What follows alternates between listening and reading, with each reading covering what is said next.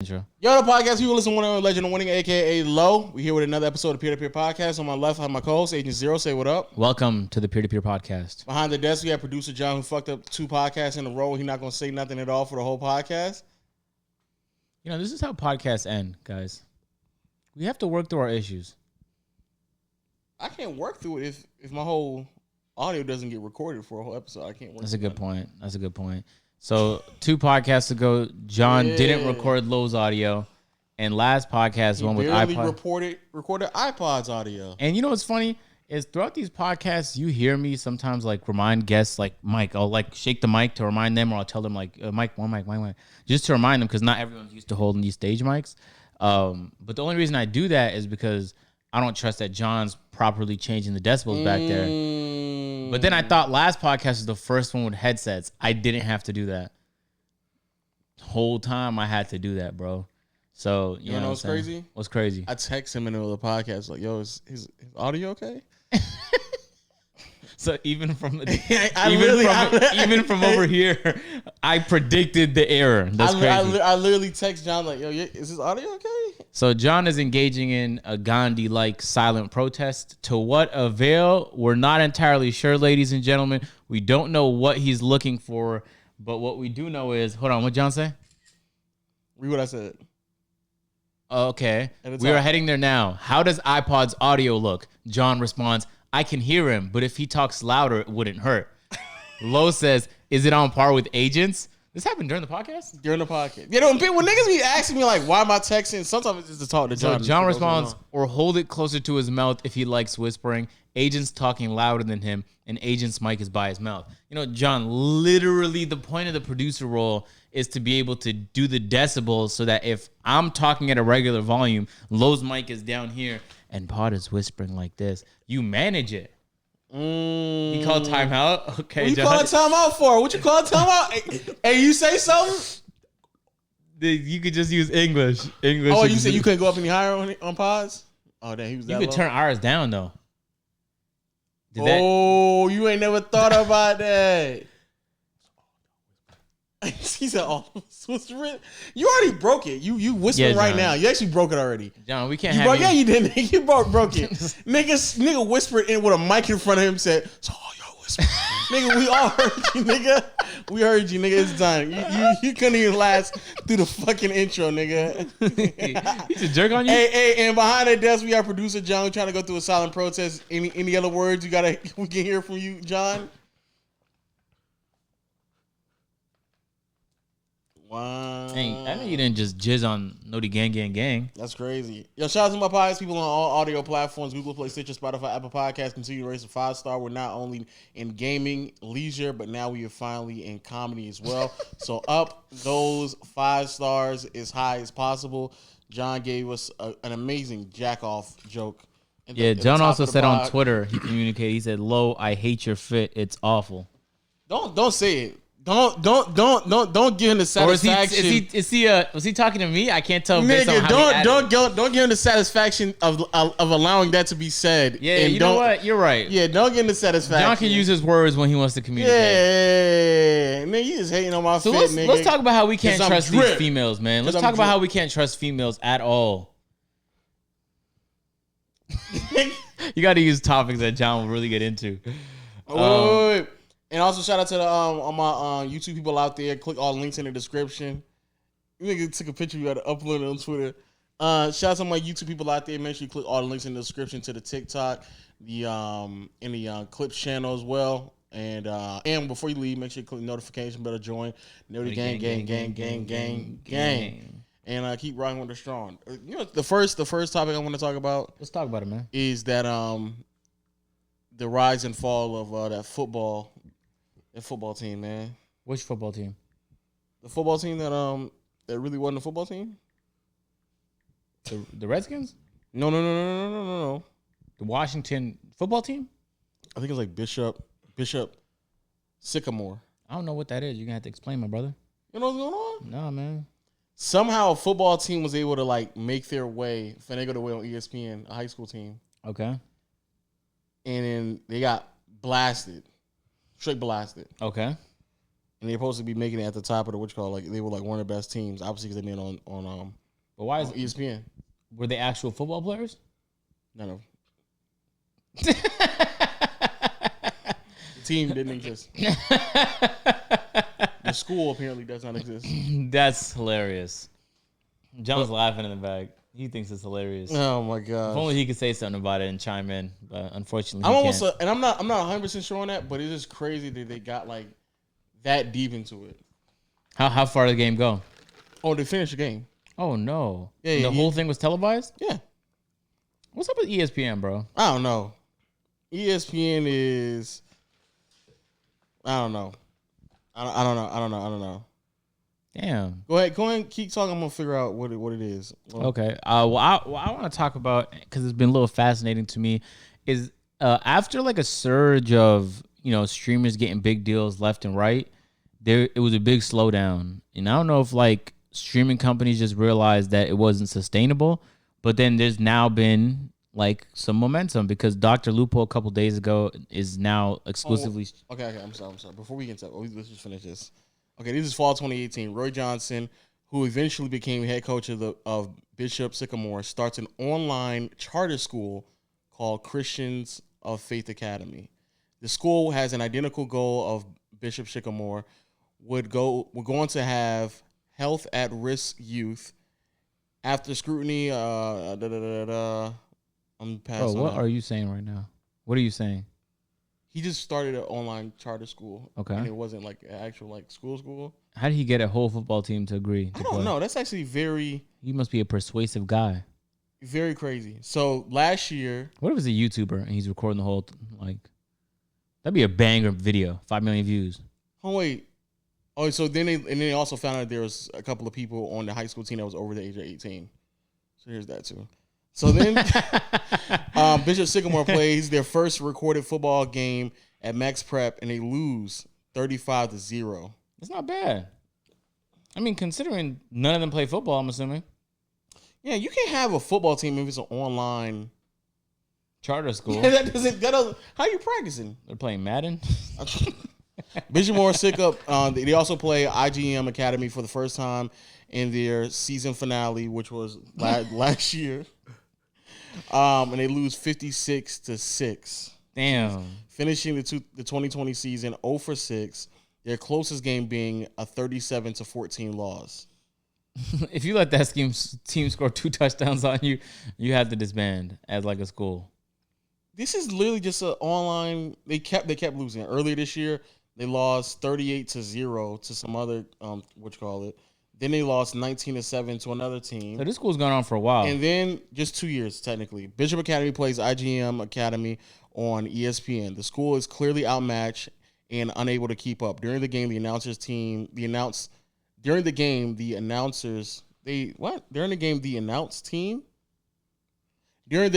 announcers expressed its disgust at the situation, insinuating the network had been promised the school had numerous football players at D1 level, but clearly based on the game, they did not. Furthermore, they are questioning about the safety of the players on the field against bigger, stronger, and more skilled players at IMG.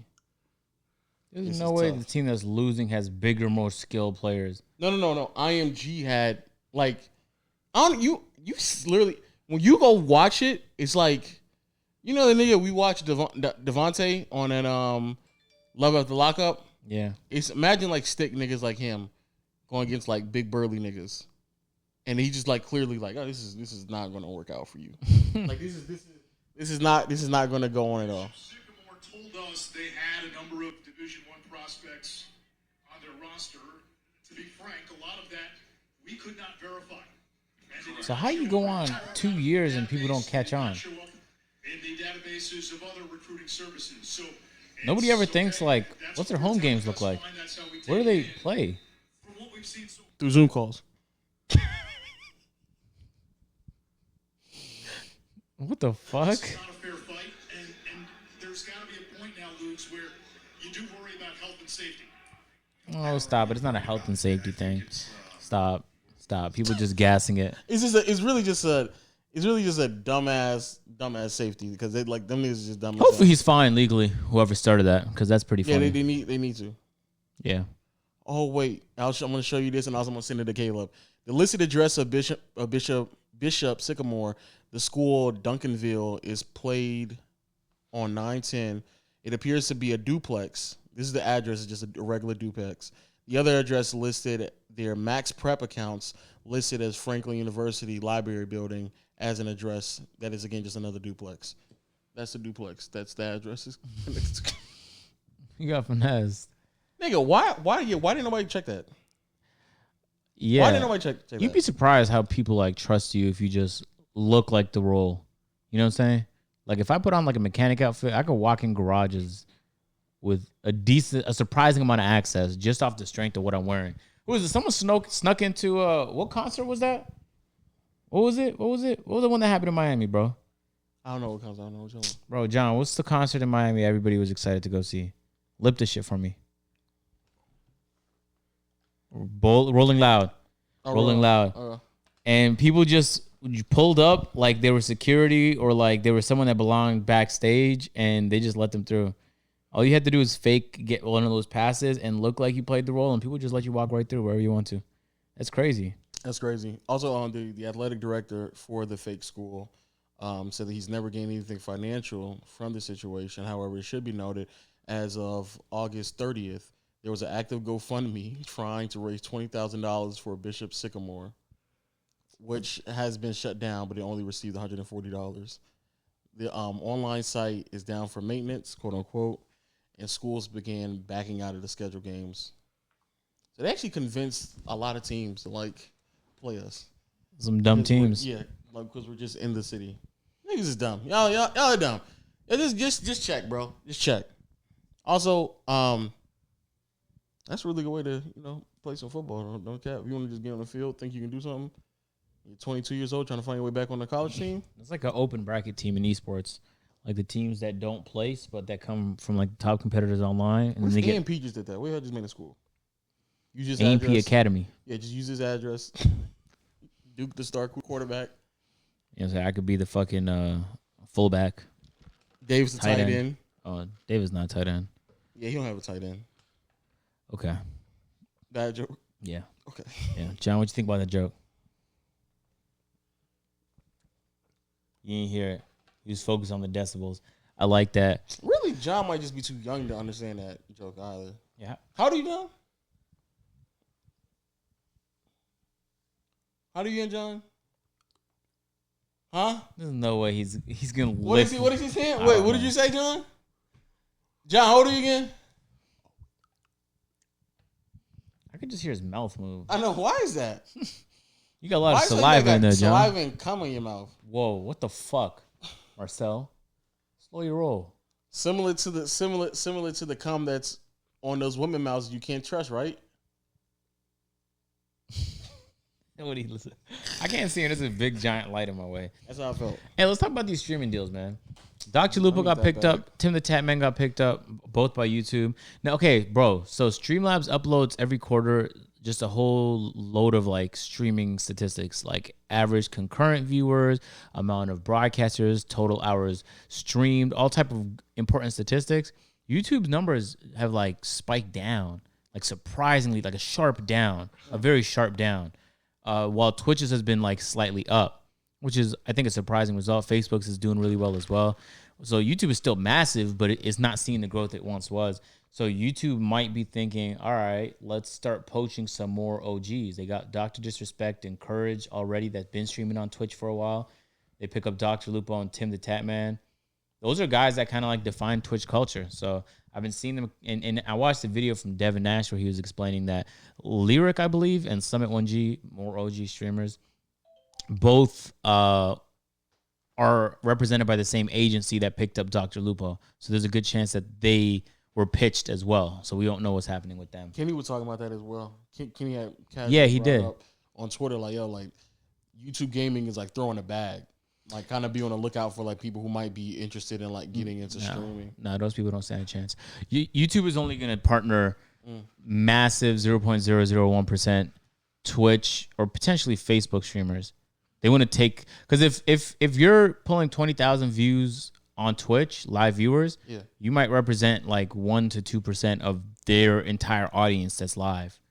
So imagine bringing that audience. You're not technically gonna bring all the audience. I don't know what the crossover is looking like, but just bringing that attention to another platform. Oh well, let me be clear. I'm not saying it's gonna be like they throwing out what Facebook did, where they were just like kind of a broad horizon of like various creators. I know I'm not saying like that specific to them. Yeah. I'm talking about like very like You're good. John, was that you? I don't know. You didn't. I didn't know if that was you or not. Okay. Yeah, I know what you're saying though. Yeah, it has to be advantageous for YouTube for it to work. But I find it interesting because I didn't know their numbers dipped up like that. Yeah, like sharply. So you know what the fucked up part is? Is like I've realized that I'm like first to do a lot of things in like my sphere of YouTube, like in my section of YouTube where I'm in. Cause like when I did the Facebook deal, people was like shitting on me for going to Facebook. And now people get celebrated for going to Facebook because it's more normal. I joined TikTok, wanted to do some sponsorship with me when they first wanted to promo doing like gaming videos on TikTok. So I uploaded a bunch with them and they paid me. And people were like, wow, sell out. But the whole time I was like, TikTok is going to be like Vine. They rebranded from Musical.ly. I was like, I think this is going to be the next big platform that everybody adopts. And even if you don't want to be on it, you're going to have to try to be on it. And I didn't feel that way about IG or about a lot of different platforms, but I'm starting to realize like there's things that I do like too early because I just get like, and the overall response is positive, but I see like a substantial amount of just people like, wow, so Asian, you just decided to do that. And I thought that was fascinating because now it's like when Disguised Toast gets a deal on Facebook, it's like everyone's like, oh, so happy for you. Tim the Tatman gets a deal with YouTube, so happy for you. Because I mean, I wouldn't be that concerned about the viewers because the viewers will never understand like the risk that may be taken and the level of like vision that one would have to thoroughly understand beyond the BS that may come with like a startup, almost like, because like you said before, like Facebook when you first started was nowhere near as good as gaming.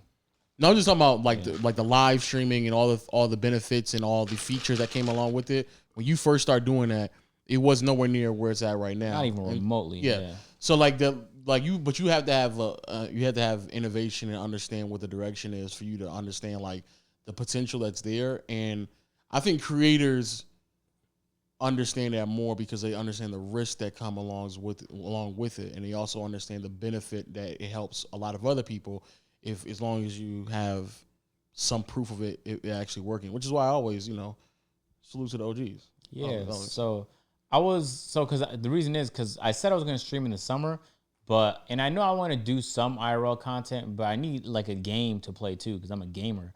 So I was like, damn, there's no game that's popping right now that I want to play.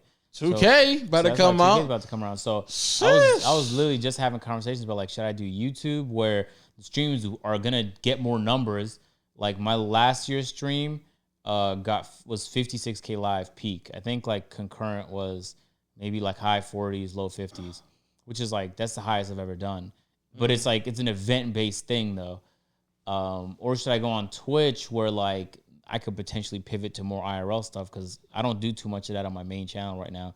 I have my second channel designated for more of that shit. Yeah. So I've been like going back and forth on it. So I've been like trying to, but it's like every week is like new information now. So I'm just curious to see who the fuck else secures bags because I imagine they're like tens of millions of dollars, like 3-year, $12 million deals. I imagine there's something to that. Who knows? But I imagine they're that or more.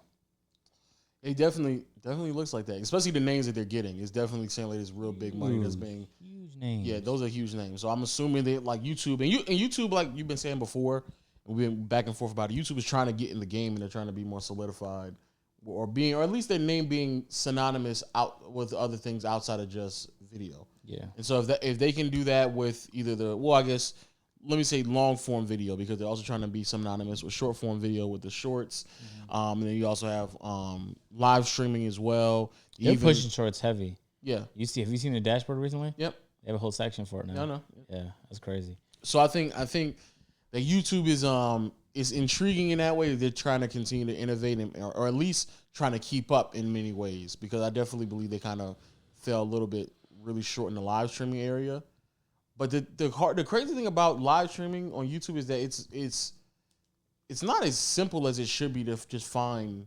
Like the way they format it is not as easy that I believe it should be. Yeah, nah. But the new studio that, if you've ever streamed on YouTube, the new studio they had as of like last year, it gives you more options. But I think on first glance, it's a little bit more overwhelming than Twitch's. Twitch's dashboard is a little bit easier to read. But anyway, I've been kind of just like seeing what like viewers think too. A lot of people are saying like ads is ruining Twitch because like Yeah, that's another thing I noticed. like there's the flight reactions, the spam. Like, bro, if I see 1 out of 9 ads, I'm packing it up. And I know some people's response is like just sub, but like I'm following dozens of streamers. I like to just click on streams to see what people's up to because I watch streams for entertainment a lot of the time, but I also watch streams just to know what's going on. Yeah. I'm not sticking around for 4 minutes of ads. It's not gonna happen. Yeah. But that's crazy. I know Twitch wants to incentivize people to monetize their stuff, and Twitch makes money on that too. But man, it is brutal to sit through one of those, bro. Brutal. Yeah, especially when the ad isn't like an organic ad. Yeah, because if it was like Los delivering an ad about like Hot Pockets, like you might stick around because that's gonna be fucking hilarious. Yeah. But if it's like a Hot Pocket ad on a low stream, it's way less entertaining. Let's keep it it's a Amazon ad telling us to watch a new the new Prime videos. Yeah, the new Prime videos on Amazon. That's what it really is. No cap. But I mean, yeah, that's the reason why. I think that's the reason why it's a bit more like jarring. YouTube is also getting like that as well. Even though I'm on YouTube, I can still criticize it. I think YouTube doesn't have as much of a fill rate though. Like when you click the ad button on the YouTube dashboard, most people aren't going to receive an ad. Oh, I'm really not talking about like in the beginning. What I realized because I have premium on my main. Like when you watch videos. Yeah, when I watch videos on my main account, I don't get no ads. But so on my dummy account, which if y'all watch me stream, that's the reason why I have like 2 different accounts. And the dummy account just to kind of get a feel of like how you all and how other people just casually go through YouTube, like ad wise. Yeah. And I've noticed like there's way more like double ads in the beginning. That's very common now. But most of the time, they're both skippable. I'd rather have 2 skippable double ads than 1 unskippable. So then that's the other thing with Twitch. And maybe we just got accustomed to that because of YouTube, where on YouTube ads, I can just skip them. Mm-hmm. And like if I could skip 6 out of those 9 ads, then maybe what flight? Maybe, I don't know. But you can't skip any of them. You can't skip any of them. So you're literally just sitting there. And not only is it not like a natural organic ad when in terms of like the actual person reading off the ad to you, but also like when people do it, they haven't figured out. That's the thing about live streaming, because everything is happening so instantaneously, like in a moment. When someone hits you with an ad, it doesn't feel like an ad should be going right here. Yeah. Like when I'm reading my videos, or not reading my videos, when I'm talking in my videos, I kind of know when the breaks are. So it makes sense. So it doesn't feel like you've just like been deprived of something. That's not happening on Twitch. Yeah, 100%. I'm in the middle of flight saying something. And YouTube also has a good like algorithm so that people don't feel like they're getting spammed. So if you receive an ad on my video, but then you click off and then you go watch the John family video, and it's within, I think the number is 6 minutes. It could have changed, but I remember hearing 6 minutes, you're not receiving another ad. Which is why I tell people, like, when Flight spams, like, an ad every 1 minute on his videos, it just looks scary, but those ads aren't going to trigger into videos. If anything, they might just be display ads, the ones that just pop up on the bottom of the screen. So it's like you're just scaring people, really, because no one's receiving, like, 42 ads, and DDG does it, too. But it's honestly just became, like, a meme in and of itself. Mm-hmm. But I know some people don't like it, but the DDGs and the Flights of the world actually make it more reasonable because I was just one of the slowest people. For a while, I was like, I don't want any mid rolls. And I remember I was having a conversation with Cash. I forgot which event it was. And he's like, yo, you put no mid rolls on your video? We were like in the lobby of a thing. I was like, yeah, I never put a mid roll before. I think it did it once by accident and I removed it because I was like, I want to focus on growing my audience and I didn't want to get in the way of monetizing it. And he was explaining to me like how that's nothing to be afraid of. And so this was a couple years after they even introduced mid-rolls. So then I was like, okay, keep in mind, my videos is longer usually. So like 15-minute video, let me try 1 mid-roll. You know what I'm saying? Or 15. Yeah. That's how I was starting. But now, if the video is over 15 minutes, I might do 3. If it's under 15, I'll keep it at 2 mid-rolls. But I literally 4 or 5 days ago, I uploaded the most mid-rolls ever. It was a 30-minute video. I put 7 bitches in there. I felt crazy. But So, but I wanted to test it though. I want to say, what's people's reaction to it? I've never done that many ads. And part of me knows that my main goal is just people to be able to watch the videos. But I also want to be able to monetize them because that's the one advantage that YouTube has over other platforms is longer videos are easier to make money off of. Normally, if I do a minute video from, I don't think I've ever done an 8-minute video on my Main channel? I don't think I've ever done an 8-minute video, even when they like lowered it. But if it hypothetically was 8 to 10 or 8 to 11 minutes, and it's probably only going to be one mid roll. If it's 11 to 13, probably 2 mid rolls. They should probably do something to where like, well, I don't think it's as big of a problem on YouTube because the algorithm's smarter. Yeah. But like something where like you can't receive an ad, like you have to space out the mid rolls every 6 minutes or something like that. But mine's like the last video I just uploaded. There's like natural pauses in the video. When you record, you know, like, oh, I'm gonna put an ad here, so let me. I'm transitioning from one topic to the next. This is a great ad, another transition ad, last transition ad, and then ad in the beginning and end. And that's what I normally do. But it just needs to make sense. And so even when I'm recording, I kind of have a feeling of like where these ads are going to be placed at, just so it doesn't feel like in the middle of me talking, y'all niggas hear a Grammarly ad. I don't want that to happen to y'all. So yeah. But it is interesting though to kind of see, because the thing with YouTube also on the streaming thing, I was saying what you were saying is right. Even behind the scenes, like the dashboard, it's not that aesthetically pleasing. But I'm talking about just finding, like, I don't know, like if you go on your phone right now, try to like get to NBA 2K streamers on. So that's actually, so I was reading through because that's difficult. Fwiz tweeted congratulating like Tim the Tatman on like deciding on YouTube or whatever, like announcing it basically. Yeah. And I was reading a bunch of the replies, and the main thing I've heard overall is if they had gifted subs on YouTube, it's gonna be a game changer. The couple people I've talked to at YouTube, they haven't ever verified to me that that's coming, but they said they know about that feedback. So whatever the fuck that means. But the main thing I heard under the replies of the Tim the Tatman thing was actually a little bit surprising. It was a lot of people saying there should be, because YouTube is known for discoverability, but now it's kind of like turned because streaming discoverability is like what game is playing. Like you should be able to, on the left-hand side of your YouTube app, see everybody that's live that you follow. Yep, you should. And that's as simple as it needs to be. Yep. You shouldn't have to click more than one button. And who was it? When iPod was here, he was showing me there's this browser called Opera GX or Opera something. You know the Opera browser, right? Yeah. It's been around for like a decade, but there's like a gaming version of it where you can add extensions, and then you can just click something on the left-hand side of your browser, and it'll show you everybody live on Twitch. It'll show you every video that's been uploaded on YouTube. Like, so you don't have to get on the website to do all of that. All of it is available on the thing. But it should be something simple to where like you probably shouldn't even need to click anything for it to pop up. If they add that, then that's a game changer. Try to get to it right now. I literally think I'm going to have to do youtube.com/gaming and then check for it because I don't know. Yeah, try to go in the app and go, like, where would you go in the app? Okay, I'm on the homepage right now. Where would you go? Maybe Live Explorer on the top left. Okay. Gaming. Okay. And then now, after 2 clicks, I have to decide which top live game I want to watch. Let's say I want to watch Fortnite. That's 3 clicks. And now it's going to give me the content creators under that category. You have to click. No. Then it takes you to the home. Then it can give you the top content creators, or you have to swipe over to live. But like, look. Oh no, yours is. Oh, you're right. But look, so on that homepage here, huge. The thumbnails are huge for videos. Like YouTube's almost telling people even when they want to click on live shit, still like go watch to videos. Yeah. Which is interesting. If they're making this big commitment to live streaming, why not just make it easier to be able to consume? And then even on the live, even when you go to the live, not only are the thumbnails smaller, it's only 1, 2, 3, 4, 5, 6, 7, 8, 9, 10, 11, 12. Only 12. And it's not sorted by most watched by default. Nope. For mine, it's sorted by region. Oh, what the fuck? There's no way to sort it by most? It's just the only sorts is by region or worldwide. Yep. Interesting. And then after when you go home, then you go to live, and then it gives you more options.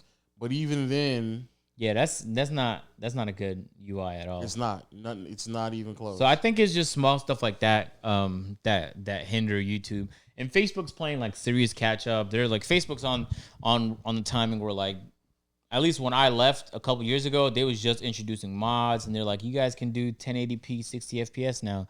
So like Facebook is growing a lot, but it has some ways to go to catch up to YouTube, and YouTube is growing a lot, but it has some ways to go to catch up to Twitch. Even when you go to the like home and you swipe over to live, the next one is recent, and those are uploads. And then it goes to explore, and they're just all uploads.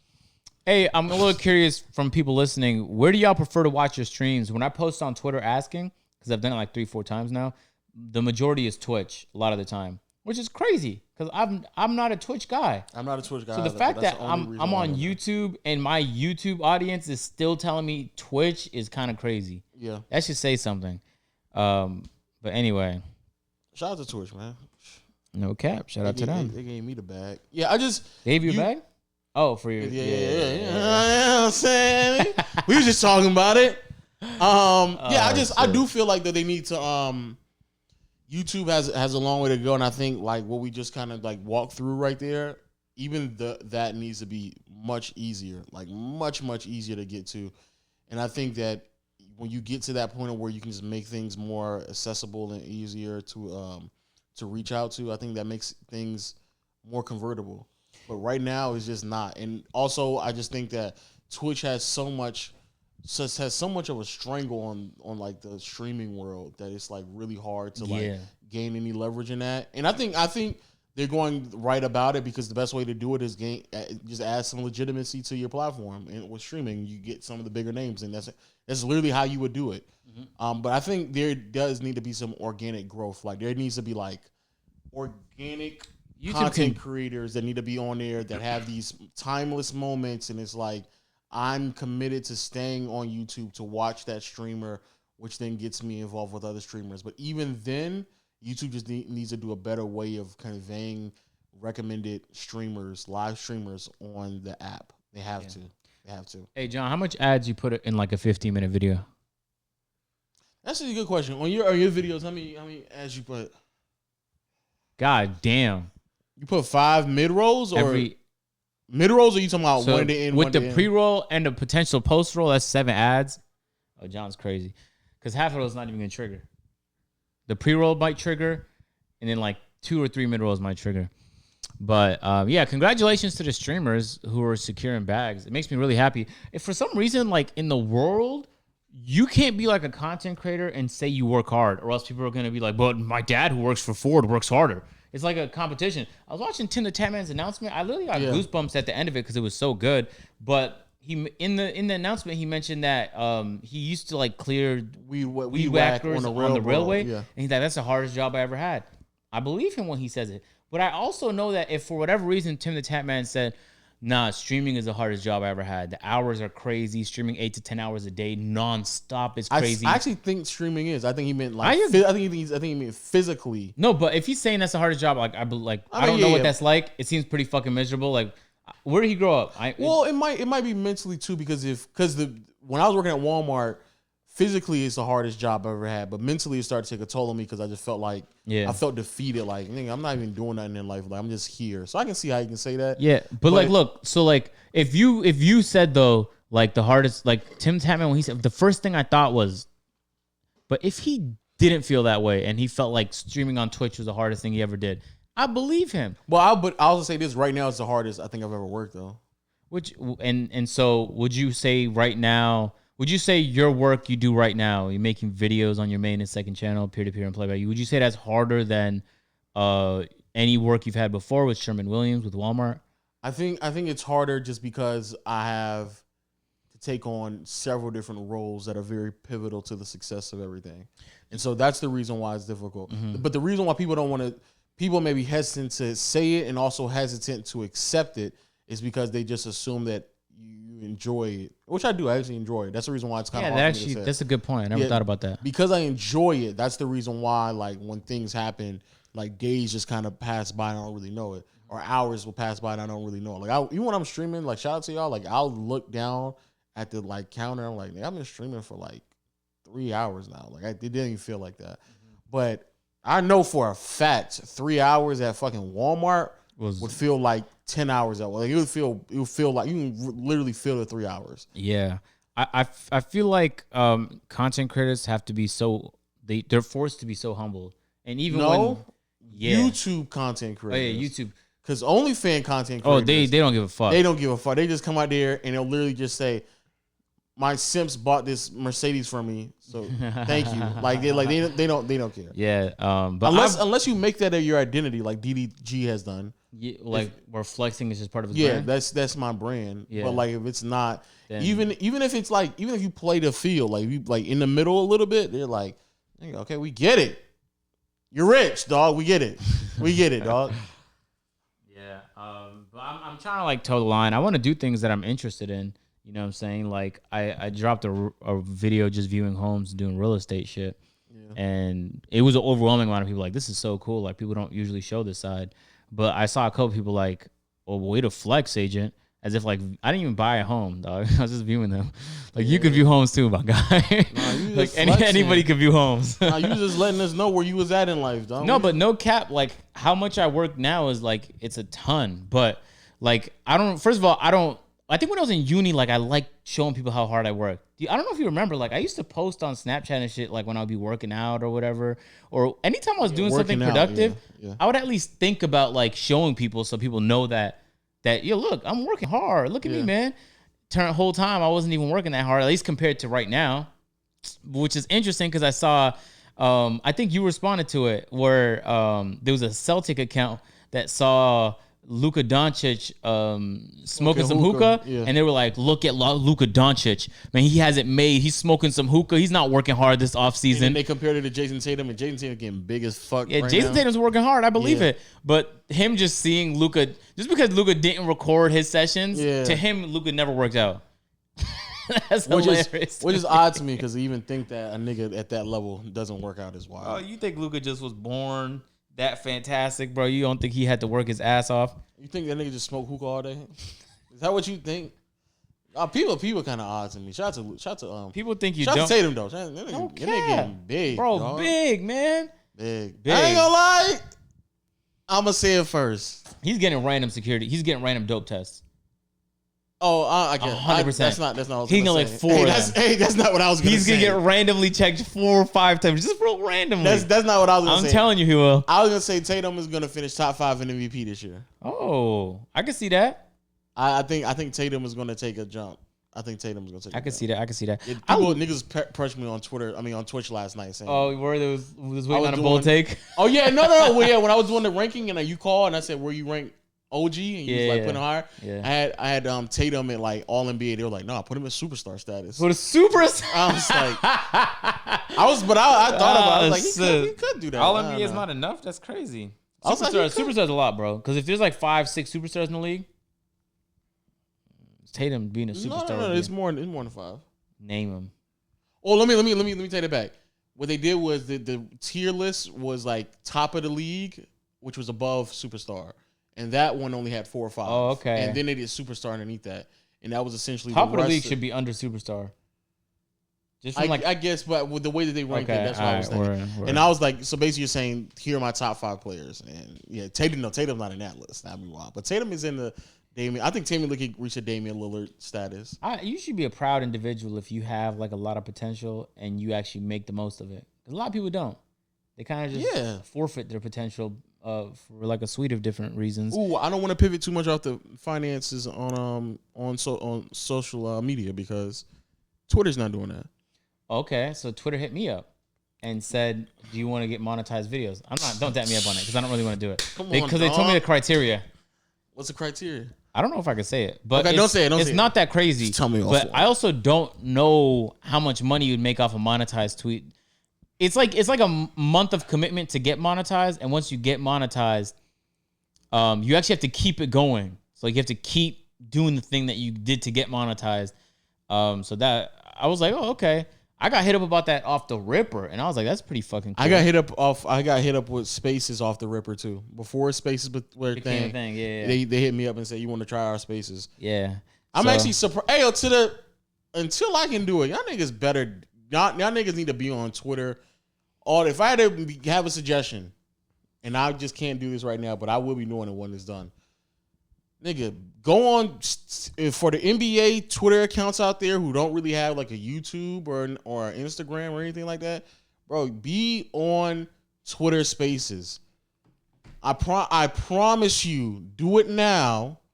Have these conversations, build an audience, carry that over into the upcoming season, because especially with the 2 teams, super teams, that shit is gonna be fucking. You're gonna gain an audience. Every nigga I know on NBA Twitter, especially the ones who talk to me behind the scenes, bro, be in Spaces. I promise you, you'll be able to build an audience. And now Instagram Reels is like adopting a TikTok, like, I don't want to say a TikTok algorithm, because TikTok's algorithm was shit on IGs, but like they're starting to push Reels heavy.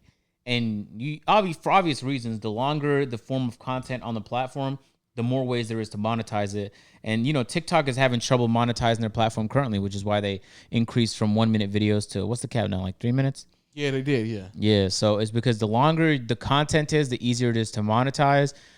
Streams is the easiest thing to monetize, and then long videos, and then short videos, and then TikToks. So TikTok is at the bottom of the league on how hard it is to like find advertisers for. You said video on Twitter. I'm talking about the super follower.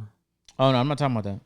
So that was the other thing I saw. Yeah. The video I saw that as well. The super follower, for people out there who don't know, introducing super follows, a paid monthly subscription that supports your favorite people on Twitter and gives you access to put sunglasses on super tweets. Yeah, I don't think no one's gonna use that. No one's gonna use it. Because you can and tip rolling people through out like Cash App and shit already.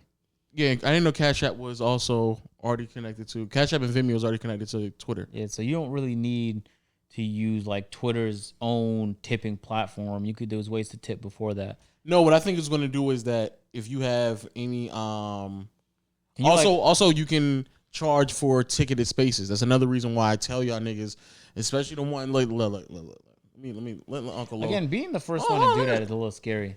Let Uncle Lo talk to them for a second. Okay. Y'all niggas who be in rooms with Kevin Durant and y'all niggas not charging nobody, do it now. That's fine. But if you can build up a platform like that on Twitter where you can have access and NBA players are willing to come in y'all space and talk to y'all and just shoot the shit or react to tweets or react to things that are happening, nigga. Is that popping? Nigga, Kevin Durant jumps in certain people, like I know, like certain people's spaces pretty frequently. He don't give a fuck. He don't. Nigga don't care. Katie don't care. I fuck with that low key. So yeah, like, bro, I'm telling you, and even if it is something right now that's in its infant stage, NBA Twitter is such a community that you can definitely build something to where it can kind of branch off into other worlds. Like, shout out to Hoop Reference. He branched out his social media platforms on both Twitter and IG, and he has a YouTube page, and now he has like 100,000 subscribers. Growing on YouTube growing online is easier than people make it seem. It's hard to pull off, but it's easy to conceptualize. What's the easiest platforms to go on right now? TikTok. So make a fucking TikTok about the topic that you're interested in and make engaging TikToks. Take that TikTok audience and start spreading it one by one. What's the next biggest platform you want? Probably YouTube. YouTube would be the best bet, but maybe it's fucking Twitter. I would never. Twitter's like on the bottom of my priority list. But shout out to Hoop Reference, 179,000 subscribers. Let me see that. Is that the person I think it is? Yep, that guy. Oh, word. 179,000 subscribers because he just built an audience on Twitter and took it over to YouTube. That's a smart guy right there. Literally a smart guy. There's too many opportunities. But the thing is, I think NBA Twitter is different than a lot of other communities on Twitter.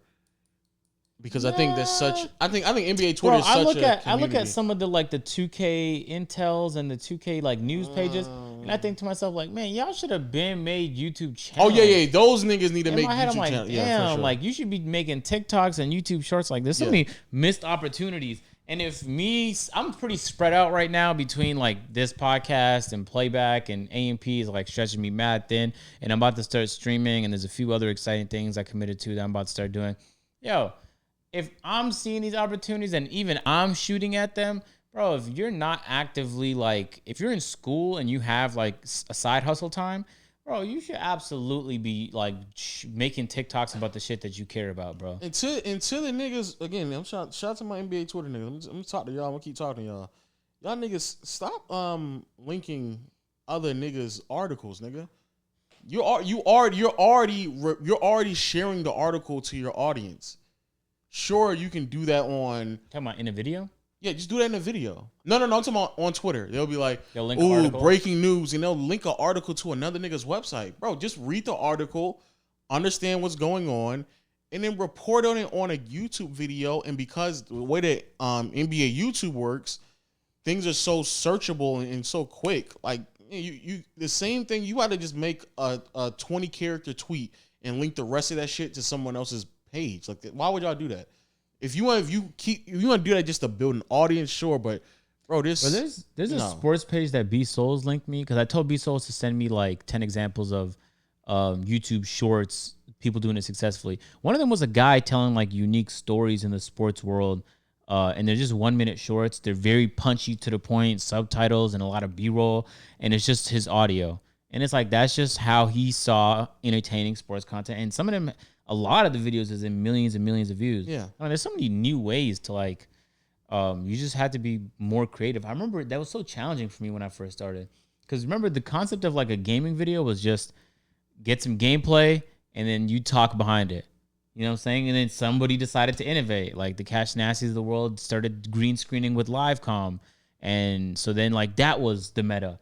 And it's like, but then somebody else innovated. Epic Kai came in with the fast-paced edits and every 15 seconds was a new emotion. So then that was the meta. It's like every 6 months to a year, somebody comes and innovates.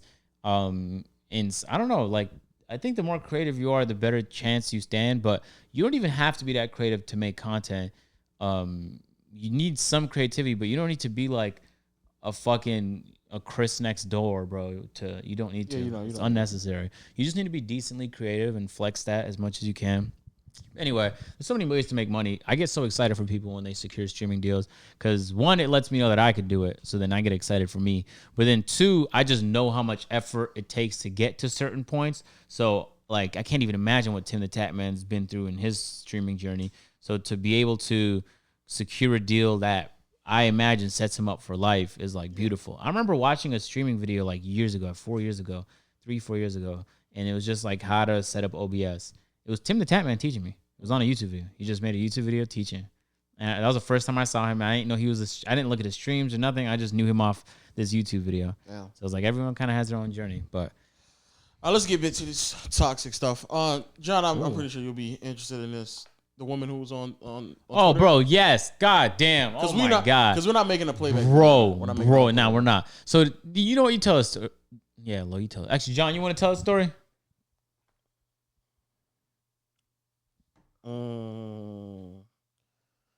Of course, John. I can't hear it. The AJAX story.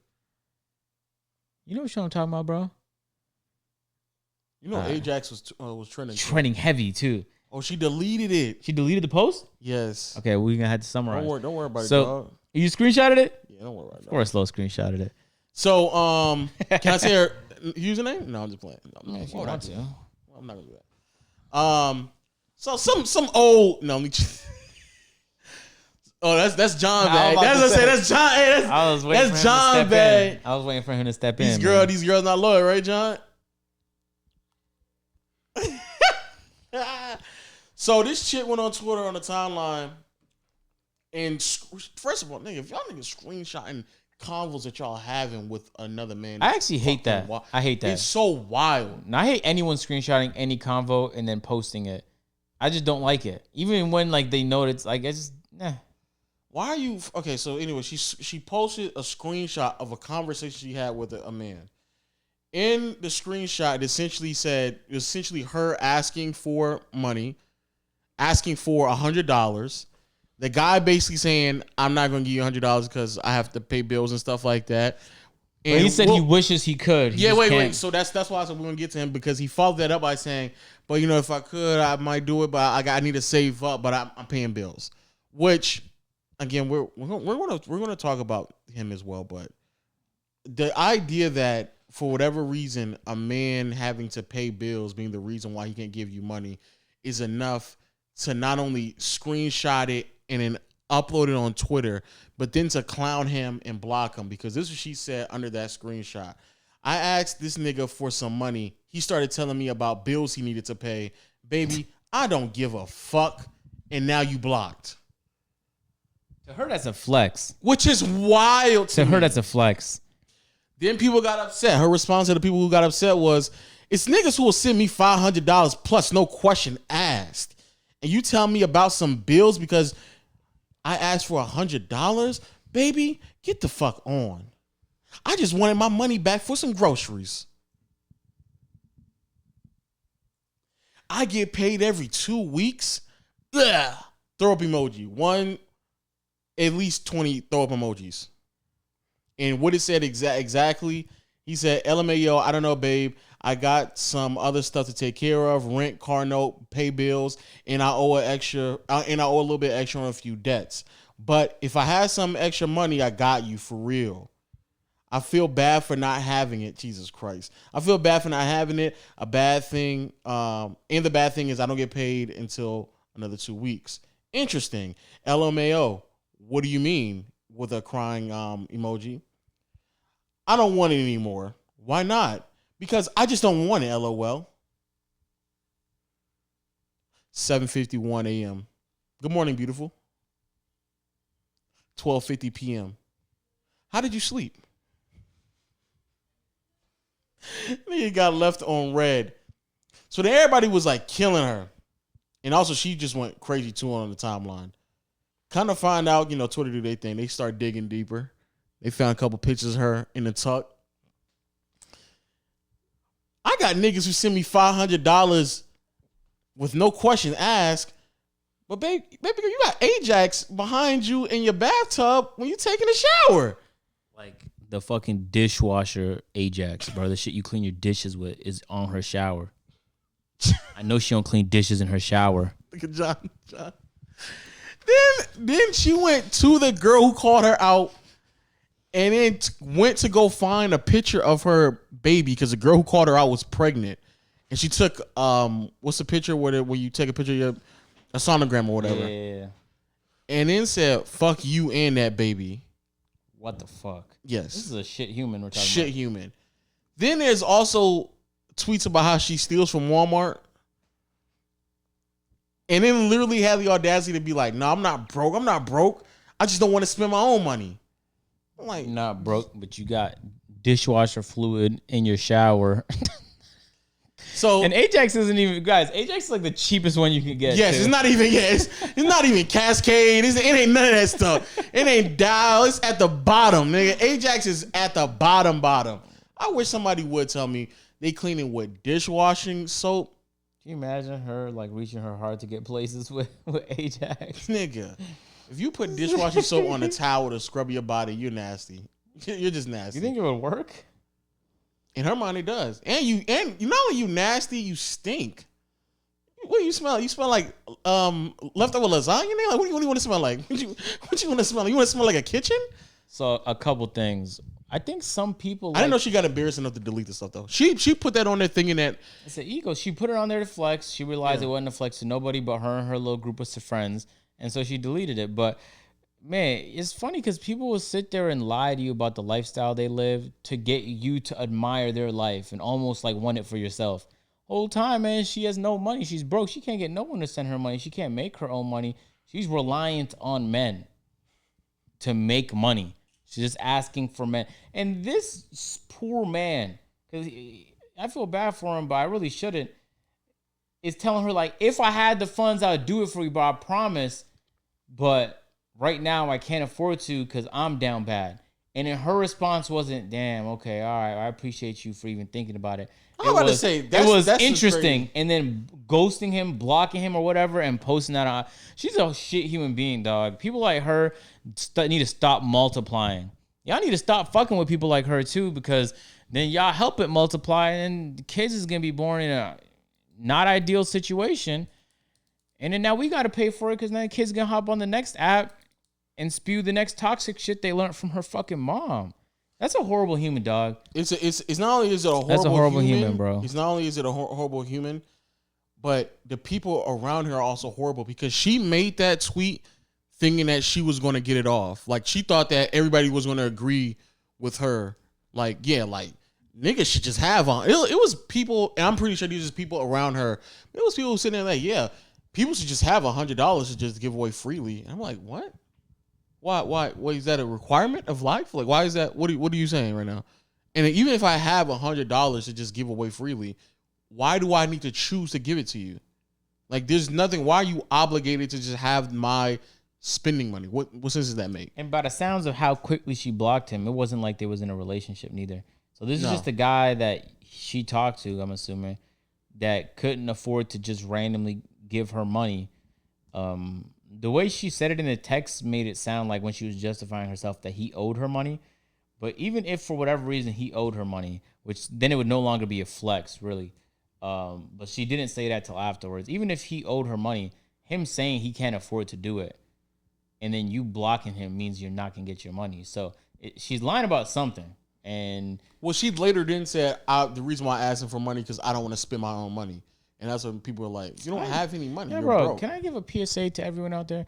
If you have to ask somebody else for money all the time, but you have your own money, that doesn't mean that you're independent. Like, you're currently relying on something just because you prefer to not. Nobody prefers, bro. If I could ask Jeff Bezos for $1 million, never have to touch a single dollar of mine to pay rent or any expenses, I'd do it, obviously.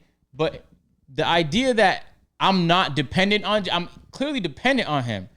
Because you want to hold your money for when the fucking next purse drop. That shit is that culture is sad to me. But no, bro. that's really what it is that my expenses are like $1,000 a month, but I only make like $1,400.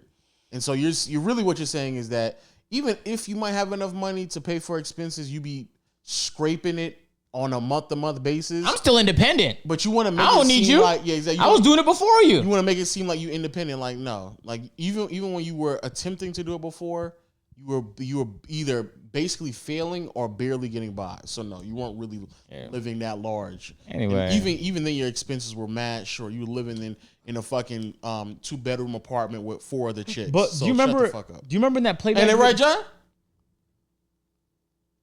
Do you remember in that playback video where that individual was teaching you how to finesse men for money? Yeah. And we did like 2 of those videos. And in both of those situations, they was in like blank white rooms. You would think if they was making so much money off their ability to finesse people, like your room should be decorated with something. You can look in the background and tell like she's had like a basic IKEA setup. Like, man, and you don't even need to have nothing crazy, but you obviously don't live the life you're trying to make it seem you live on social media. So it's just that hypocrisy is crazy to me. And then you want people to desire and be almost envious of the type of life you live. Nobody should be envious of somebody who lives that type of life. Because you should be sad. The women who really actually get, I guess finesse niggas, or they are in conversations or in groups with like ball players, like what's the black chick name? Tall black chick. Who was like connected to T.I. You know what I'm talking about, John. You can help us out by just John, you know what I'm talking about, John. Like, she don't have a YouTube channel, essentially what I'm saying. Like, you think Kim Kardashian was like thinking about starting a YouTube channel trying to explain how she got over on Kanye West? Like those women, when they get to that height, they're not making YouTube videos explaining y'all. They actually found a way to find someone with a lot of money to actually give them a handful of their money as well. You talking about how you got a nigga to buy you a number 4 at Wendy's is like, nigga, shut up, bro. Like, you're broke. That nigga's also broke, which is the second part of this. Y'all niggas broke, bro. Everybody in the circle is broke. Everybody in the circle broke. The nigga who's trying to save up for $100 but claiming he's gonna just give it to a woman freely, nigga, you're broke, bro. You are indeed broke. Don't save money to then give it to a woman. Nigga, save it to better yourself or save it to continue to progress in life. You saving your money to give it out to someone. And it's not like a family emergency. And it's not even like crazy. It's a lot of money. Nigga, if you have to save $100, nigga, you're broke, bro. You are broke. Like, by definition. So stop sitting here trying to save the world while you're drowning, my nigga. You're saving, you are fucking trying to give money to a homeless man while you're literally 2 days away from being homeless yourself. Like, it doesn't make any sense. Like, what are you doing right now, bro? Yeah, I think it's become like a sport, Marcel. Like, the And I think I was more like this before, where like you kind of just want random people's approval, so you'll like post things to see like I want more likes, like I want people to like it, I want people to admire the life I live. So everyone's just lying about the lives they live in pursuit of like this fucking unnecessary admiration. It's I'm less like it now, but like when I was in uni, I was like that. Not like crazy, but like it made me feel good when people were like, oh shit, like he got something going on. Yeah. But it's like it really shouldn't. Who the fuck cares what the other person thinks? But it does though. Yeah. But then like it manifests itself in like, yeah, bro, you're cleaning yourself with dishwasher fluid. Trying to tell fucking Twitter how much money you make from the men because you're so beautiful that men just can't help but give themselves money even when they're broke. So like you try to flex that lifestyle. So it's hilarious that that's not actually the life you live. The entire time, bro, like that's the case in a lot of situations where people try and flex that. People will show you their fucking Mercedes whole time, bro. You know it was a CLA. Which is ridiculous. Bro, you know, but you couldn't tell the difference between a CLA and an S-Class. It's a $150,000 difference, but it really doesn't matter at the end of the day, except like people just want to make it look like Mercedes Benz logo on the hood of the car. So that's all they care about. They're just trying to front. It's a sport, bro. And some people are great at the sport. Oh yeah, they are. But the same ones who drive that Mercedes Benz will then go home to their 2-bedroom apartment, living with 3 other people, just so they can make it seem like in the outside world, this is how I'm living. But I'm really sharing rent with 3 other people. I'm sharing $1,200 rent with three other people. You know who I admire now? I admire like the FaZe Jevs and the PewDiePies who like have the means to go out and buy just about really whatever they want, especially PewDiePie. But like they live like PewDiePie was driving like a Ford a couple years ago, or it was like a regular car. Like, oh, why are you driving that? PewDiePie, you could go out and get yourself the Bugatti if you needed to. But he just drives a regular car. He lives in a regular place. He doesn't do nothing in pursuit of it. So that's that's humility to a crazy degree. Like he just is so humble about it. Yeah. I literally aspire to that because that's fucking impressive.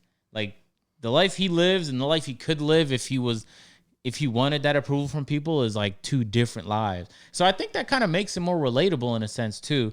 And I think some like you might not be able to like notice it because you don't go out your way to do it, but it just makes him seem more genuine too. Yeah. Because like everything he does is because he loves doing it, not because he thinks that y'all might fucking find it interesting and he's desperate for your guys' approval. Like he's a businessman, so he wants to get views, I'm sure, but at the same time he doesn't let that compromise morals or who he is. It doesn't make him a horrible human being neither. He's had his fair share of controversies, but I fuck with PewDiePie, bro. No cap. And just to my kings out there, man, y'all sit there and y'all complain about, man, all these women this, these women that.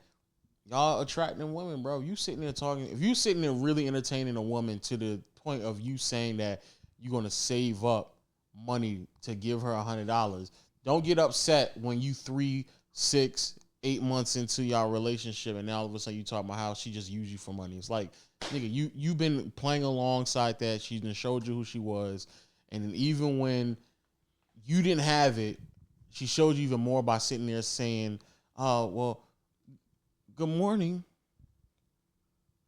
How'd you sleep? How'd you sleep? How'd you sleep is crazy. How'd you sleep is crazy after 4 hours. After a 4-hour window. It's the afternoon, my brother. Yeah, it's 1 p.m., nigga. You telling me how I slept and you, first of all, hit me up at before 8 o'clock is also wild. Nigga, don't text me before 8 o'clock. I'd be pissed if you did that. But then for you to wait a 4-hour window to ask me, how'd you sleep? Not even how your day is so far. You going back to the morning because you know I ain't respond yet? Nigga. Shouldn't I say something about her and the lifestyle she wants to live if she's in pursuit of it and she still can't attract men that want to give her money? No, well, both of them are insecure. He's insecure because for whatever reason he believes that he devalues himself by being with a woman who really doesn't even value him as a man. Can I tell a story? Well, again, just quickly. And then the woman, she's also insecure because she went on Twitter bragging about a nigga giving her or like talking about $100. Like, you really think you really finessing niggas? You really all that? Nigga, $100? How is $100 such a big deal to you that you had to post it on Twitter? Like, you take $100 that much, and then like, well, if that's the case, we know you broke. And then we look at your pictures, and You broke. Bro, let me tell you a story, bro. It's slightly embarrassing, all right? So don't judge me. And John, he's not going to jump in, but he's going to want to after I tell the story. So there was this girl I was fucking with. Okay. And it was when I first came to Atlanta.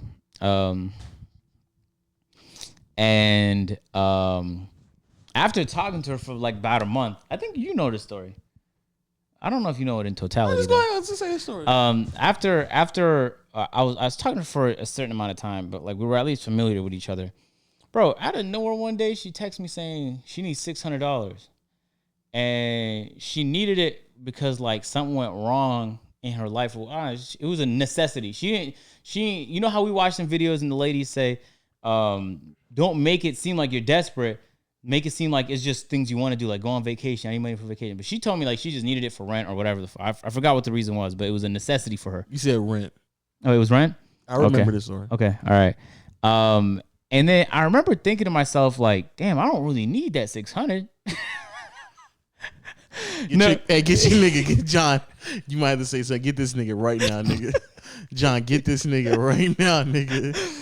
John, you gonna have to get this nigga with this story. I'm telling you, John. but also that girl was mad convenient too. So, and I didn't want to go out of the way to like date or nothing like that. So, anyway, besides the point. So I after like mulling it over, because I really just left her on red for a minute. After mulling it over, I was like, man, fuck it. Like, I bet type shit. So that's what I texted her. I texted her on some like I bet type shit. And then like some days went by, I think. I'm telling it how I think I remember. I'd literally have to scroll up in the text chat to find it. And then I remember sitting back and thinking to myself, like, I don't want to give her no fucking money. You know what I'm saying? And I've never done that before, but it felt like a philanthropic act. And like behind the scenes, I like doing that for at least the people I care about. Not saying I cared about her. Not saying I care about her. But I like doing that for people I care about though, because it's not really nothing to me to provide somebody with you know. You providing, all right? Type shit. So in my head, I didn't see any different than like a friend asking me for help and then me being like, okay. But then I really sat back and thought about it. I was like, bro, how long I know her? And then I compared that to anybody else that asked me for money. And I remember because like a few months before, there was a guy who I didn't know too well on Twitter reached out to me, said he was going through like a hard time. And like we were familiar with each other, but we didn't really talk. And here's what I told him. I said, nah, I have a policy, bro, because like I've been asked before. So I don't want to make it seem like I'm saying no to you, but like I just don't want to be involved financially, and I don't want to have you owe me money back and me reach out. Like it's a whole process. Like I don't want to have to do that. And long story short, I said no to him. And he was a guy who, I mean, he told me he needed it. So like, but I was like, damn, like it made me feel a little bad that I couldn't say yes. But I was like, you can't say yes to everybody. So anyway, I thought on that moment and a couple others like it. And I was like, nah, I'm not giving her no fucking money, man. I'm not giving her no fucking money. You know what the difference was? What was the difference? She was sucking your dick and he wasn't. So that's the difference. Yeah. So then I never end up giving her the money, but I remember one time she almost pressed me about it. She was like, how come she's like, how you said you was gonna send it though? How come you ain't send it? I remember one time we was in a car, actually. I was in my car, it was at night, we was driving. And yeah, you were. And I remember we had a conversation about it. And the whole time, this is what she told me, bro. And this is when I knew she was starting to fucking lie to me. Because she said that she didn't even want $600. That she was just doing it to test me. That's what she originally said. Yep. She said she was doing it to test me. So then, and then she's like, yo, based off the test, like you're looking crazy now because you say yes, but now you're not giving me no money. So I'm like, as if like I had to give her money or some shit. Mm-hmm. So then she was like, she said I failed the test or whatever. But then she also admitted that she just likes, she was capping out her ass. And I knew it at the time, but I didn't call her on it. But she said something to the nature of like, yeah, I like blowing up good situations and stuff like that. And she says she like apologized or whatever for even asking. And then I remember thinking to myself like, bro, thank God I didn't give her no money. Because looking back, man, I want to be able to say that I never did no shit like that, man. And I was on the brink of doing it, and it wasn't out of like I want to provide for her at all, because at the time I wasn't paying for, like, we were splitting bills, dog. And she hated that, but we were splitting bills. So it wasn't even. She hated that we were splitting bills? No. Like when if I went out to eat with her. Two were if I went out to eat with her, like sometimes I'd pay, sometimes we would split. If she was eating alone, because remember I eat once a day, so sometimes she'd want to eat and I'm not eating, she paying for that.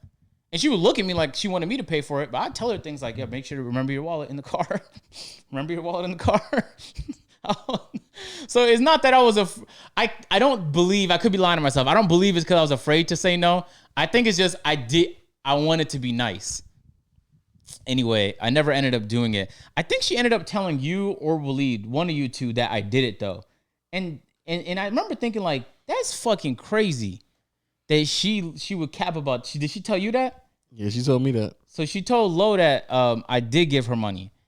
And then I thought, like, why would you lie? Because when Lo would ask me about it, because he would ask me about it, I would just tell him that's not true. I had to make sure I had to check my nigga. I had to make sure your head was on point. I was like, nigga, I know you're not fucking tricking $600. No, but here's the thing though. So like people like her would then go on like a platform, like, and they would be like, look, people give me money type shit. I think that's like a thing that people, but I ain't know that though, because I ain't grow up like that. So in my head, that wasn't even like a thought that occurred to me. No cap. Bro, yeah, no cap. But I wised up though, very quickly type shit. But anyway, man, that was my story of how I almost tricked. I was so close to doing it, bro. Which is wild to me because she said that as if like I was going to give her validation by saying that she's telling me that you gave her $600. Did she like flex it to you? Like, I can't. She was. It was almost like she was trying to make a point to like how serious y'all were because I wasn't. Man, I didn't. Why would she do that? First of all, because I didn't give a fuck about your relationship. Anytime that got brought up, it wasn't a relationship or whatever y'all was doing. That's not how it was presented to me from her. I was like, y'all. Like, this isn't, like, I don't know why you keep coming to me because I know this isn't serious. She's like, what do you mean this isn't serious? You told her that? Yeah, I was dead ass to remember the conversation. I was like, and y'all are not y'all are in a serious relationship. And then to try to prove that point, she would say things like that. Oh, word. But I would try to tell her, like, this is not a serious relationship. Yeah, but anyway, I started catching on to, well, I knew I could tell when people were lying to me just off, because, like, people are incentivized to lie to me pretty frequently. You don't think so? I don't know if you can tell immediately when someone's lying to you. No, I can't. Sometimes I'll ignore it to for a greater purpose, like get my dick sucked. This nigga is a wild nigga, dog. This nigga is okay. All right. No, but I could tell, like, her saying that she just likes to blow up good situations. That's cap. Her saying that it was just a test, I think was true. But I think she really did want the money though. I think she really did want the money. No. You know what's funny, bro? And one time she opened up her bank account, and I remember she told me multiple times, like, bro, I have money, like, I don't need your money, whatever. And I remember, like, one time she opened up her account while we were in the whip, and I looked over, and it was, like, a good amount of savings. But it wasn't significant enough for her to be talking like she has a lot saved up. And I remember thinking to myself, like, I don't know if she meant to show me that, like, as if to flex those are savings, but I was so weirded out by it. Anyway. But not only that, it was also, if I remember the conversation correctly, we were then trying to figure out, well, how did she get her rent paid? She had the money. So then that's going back to what this is the lie she told me. I remember. Yes. She said something about there was a complication with her bank account. So she needed to send the money through my bank account. And I told her, I explained to her, if you send the money through my bank account, the IRS, because I'm self-employed, is going to think it's revenue. And even if I send it out, I'm going to be charged 30% of the revenue that I got from you. That's how they're going to see it. And in the unfortunate circumstance of an audit, I don't want to have to explain that you just wanted to route money through me. I don't route money for nobody. Mm-hmm. So that was the context she explained it under. That's fucking crazy. And so going back to what I said initially, unreasonable you have to be. Where you have these women asking for money, talking about how they do it on their own, when all you do is you splitting rent with someone else, $600 of rent, and all you got in your account is really $1,000, and you know for a fact you can't make that $400 stretch. So that's the reason why you asking niggas for money. Technically speaking, you can pay your rent. But are you going to make $400 stretch for the rest of the month? Probably not. You don't like that lifestyle. You don't Even want if to you be could, living you like don't. that. Yeah, you don't want to. You don't want to like that lifestyle. So that's the reason why. So when to the little ones out there, let the OG kind of put you on games since John ain't saying nothing in this podcast. That's what they mean by that. When they sit there and say like, "Oh, I got the money, I can pay." What they saying is that they don't want to make the little bit that they actually have stretch. So they want to make you stretch instead of make them feel uncomfortable financially. Selfish. You know, I learned That's a what lot they're trying to from do. that situation, Marcel, because I don't think I had another negative dating experience. I dated a lot of women after that, and none of them were negative. All of them were either neutral or positive. Well, Oh, she was definitely to the extreme. yeah, but I think I just learned though. Like you're right. You attract a certain type of person, so you can vet people and attract the people that is better for your life. I think a lot of times people just choose the wrong people and they get mad at those people and never look at themselves. Like you built that criteria, bro. Like, you know, when John says like he's just looking for looks, like he might get a few toxic people along the way because that's his priority is just looks, right? Yep. And that's why I be trying to tell y'all that y'all should not prioritize looks as much as John does. But looks is still on my top 5 though. You shouldn't prioritize it enough that it clouds your judgment on what needs to be done and what doesn't need to be done, especially when you start to grow and you have things of value that you could lose. Facts. You should never do that. But you know, I let people make mistakes around me, and then when that happens, I don't want to hear what the fuck happened. I'm so glad I ain't do it, bro. So glad. I had to come and check you. Though. I was like, No cap, I'm so glad I ain't do it, bro. You know, I had to come check you real quick. I wasn't gonna tell y'all shit though if I did it. Like that's what's crazy. If I did it, I wasn't gonna be like, yo, yeah, I wouldn't believe what I did. I was gonna keep that. Would you have said inevitably? Nah, I don't think I would have. She would eventually have brought it up, I think. But you wouldn't have came from me though. Yeah. I wouldn't have said nothing. Also, I do. There will be a day where more of our skeletons will just come out. Well, no skeletons. I definitely got skeletons. You got skeletons? Yeah, I need to know about those. I'll let y'all know in like a decade or so. Nigga, a decade is crazy, dog. I'll let y'all know when it's like so far removed, I can just start spewing the skeletons out. You know what I'm saying? But until then, a couple of things on hush mode. You know what I'm saying? I just be moving real nice and smooth. But yeah, y'all niggas just stop dealing with women like that. Yeah, literally, it's not even worth it. AJAX was trending. AJAX was trending. Imagine how that's crazy. I'd be so furious if my purpose was to flex that I can get men to pay for me, and the result was AJAX, a dishwasher fluid, the shit you clean your dishes with. That's the thing that trends. Ridiculous. We have AJAX at the A&P crib, man. We make sure to clean our dishes with AJAX. Last topic on the fight. You saw it? Yeah. How you feel about it, man? I liked it. Yo, y'all can think this is crazy, but I wanted Jake Paul to win. Mainly because I was not watching a fight like who's the guy he fought? What's his name? But whatever. He's an MMA fighter. Like I've seen him fight a couple times, but I never went out my way to see him fight. But I'll go out my way to see Jake Paul get punched. But part of me wants like Jake Paul to eventually make the mistake of like challenging Mike Tyson. And I need that door to be open. Even at his age, dog, I need that door to be open so that I can have the glory of watching that fight, man. Tyron Woodley. So I don't know why y'all thought. I don't know why. Because there was somebody I saw say the same thing about how he could beat. He felt like even in Bruce Lee in his prime, he could beat Bruce Lee. Who said that? Somebody said that. Jake Paul could do that? No. This is another fighter said. Oh, okay. So he could beat Bruce Lee in his prime. And then everyone's like, "Whoa, what?" And he's like, "Y'all just don't understand like how like physically like it doesn't matter how skilled or how talented you are. If I'm 4 to 5 inches taller than Bruce Lee and I weigh 60 to 80 more pounds more than Bruce Lee, it's nothing that he can really do. Like as soon as I get my hands on him, he's fucking done. Which is why there's weight classes. Yeah, so exactly, which is why there's weight classes. It doesn't matter how talented someone is. The weight classes vary like 5 pounds, dog. Yeah, and that was another. I don't think y'all understand. So when news is going around thinking that Tyron, who is 5'9", 170 pounds, and 39 years old, is going to beat someone who is 6'1". Jake Paul did some work though, bro. No cap. And to Jake Paul's credit, you know, he did his thing in terms of bro, he repaired his reputation. Like I try and think about like what's going on behind the scenes. Think about it. He went in there. He kept bringing up Cleveland, even though I didn't see him do that at any point in his career. He's almost 200 pounds. Jake Paul is almost a 30. Oh, for real? 20 to 30 pound. I did not know there was a 30-pound difference. 20 to 30 pound difference. Okay, I had no clue. Not even like we're talking about 3 inches taller and 20 to 30 pound difference, bro. Anyway, I think Jake Paul just hit like the jackpot in his career. A lot of people kind of forgave him for his previous acts. It was just unknowingly, just as a result of watching that fight. And he ended up being the winner, and he kind of made Cleveland a big part of his like identity in the fight. I thought that was like an interesting touch, and even Logan chimed in on that in the post-game interviews.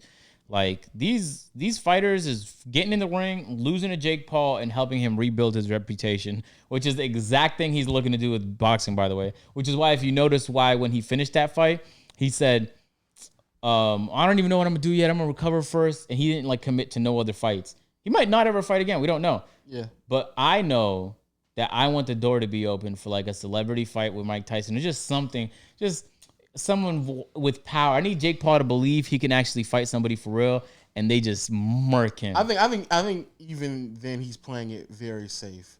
Yeah, he is. Because Jake he doesn't have to be Mike Tyson. He can be someone like on the up and up that's his roughly same height and weight class, and I don't think Jake Paul would actually fight that. I don't think neither. Yeah, he has been playing. He's been playing it safe, but also ambitious. Like Tyron Woodley's a big name, so that's a good like person to go in there and fight. Yeah. And it gives you a lot of cred with people that aren't like too big into like combat sports like me. You know what I'm saying? Just some casual viewers. But I'm overall like I like the idea that events like that are even happening. And if you're a boxing fan, I imagine you like that too, because Tyron Woodley's an MMA fighter from the UFC. And you get that audience plus Jake Paul YouTube bopper audience, and it's like it's a whole new audience being put on to boxing, whole new audience. And he said that Jake Paul said this is the second biggest pay-per-view fight behind his brother versus Mayweather. So yeah, I wanted. That's why I wanted to ask like someone who's a fighter, like how they feel about their sport potentially just becoming. Kind of need it to. Unless you just want it to appeal to old people, you need like the boppers to get like interested in it. You know what I'm saying? And the only way you can do that. But why not? Is boxing that bad at marketing young athletes though? Because like that's like saying like the NBA, awful. Huh? It's awful. Yeah, that's what I'm saying. I think there's better ways because I like the NBA doesn't need J. Cole to sign to a team that doesn't need to happen. Yeah, like there's what's that kid Ryan? What's his name? The guy on IG who you see on those boxing videos all the time. He's mad quick. I don't know. Undefeated boxer. I don't know. I'm blanking on his name. Yeah, that guy. And John don't know about him.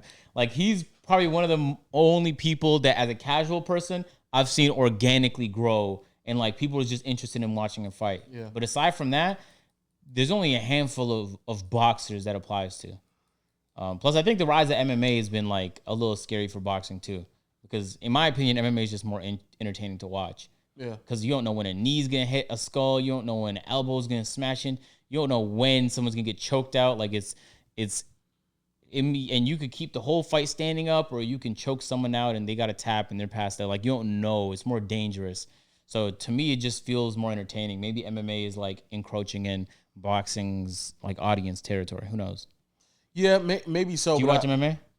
From time to time, but I'm not like an avid viewer. John, you watch MMA? No, I just watched GSP fight because he was Canadian. I love watching him fight. But I think the thing that's interesting just about I want to see what a boxer's thought process behind it is, because if I just want to know like how they view the whole thing of like the sport that you probably take very serious growing up, trying to build your name in, is just being taken like. You don't think Jake Paul's taking it serious? I think he's taking it serious. I think Jake Paul is taking it serious mainly because he has to, because like it's still a contact, like very dangerous sport. So if you don't take it serious, you get knocked out. You might get fucked up for a long time. So I think he, in those regards, he's taking it serious. But in terms of how things are being marketed, it's like how can someone who probably isn't that great in contrast to other people in his weight class and his size, how is that getting that much viewership? And I get it that it's about which, but let me say this: the whole concept of sports for many people is that it's like the perfect equalizer. It doesn't matter about who you are, where you came from, what race you are, ethnicity, your background, none of that. If you are good, you're good. Like that should be the thing that carries Jake you Paul's the most. good. He's not in the leagues of the best boxers in the world, but he's. But that's what I'm saying. If he's not, I'm not saying again. I'm not saying that him. I'm not saying neither one of the Paul brothers are dog shit at boxing. What I'm saying though is that there's clearly players, clearly athletes, clearly fighters in their weight class, at their height, their size, that are better than them, but they're not getting the same pull as them. Now, granted, they already had a building name before they got into the space, so that's one reason.